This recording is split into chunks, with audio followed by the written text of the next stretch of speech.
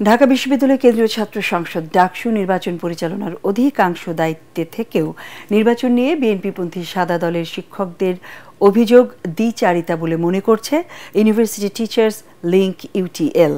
বিকেলে ডাকসু ভবনের সামনে নির্বাচন কেন্দ্রিক পর্যবেক্ষণ তুলে ধরে সংগঠনটি। এ সময় উদ্বেগ প্রকাশ করে ইউটিএল এর আহ্বায়ক অধ্যাপক মোহাম্মদ আতাউর রহমান বিশ্বাস বলেন, সাদা দল ডাকসু নির্বাচন নিয়ে হতাশাজনক বিবৃতি দিয়েছে। গণতন্ত্রে জয় পরাজয় স্বাভাবিক উল্লেখ করে তিনি বলেন, এই উপলব্ধি শিক্ষার্থীদের মধ্যে সচেতনতা ও দায়িত্ববোধ বাড়ায়। আধিপত্যবাদী চিন্তা শিক্ষার্থীদের স্বাধীন মত প্রকাশকে সীমিত করে এবং বিশ্ববিদ্যালয়কে মুক্ত চিন্তার কেন্দ্র হিসাবে গড়ে তোলার প্রক্রিয়াকে ব্যাহত করে। ঢাকা বিশ্ববিদ্যালয় কোনো দল বা ব্যক্তির প্রতিষ্ঠান নয়, এটি এদেশের মানুষের ট্যাক্সের টাকায় পরিচালিত শিক্ষক ও শিক্ষার্থীদের প্রতিষ্ঠান।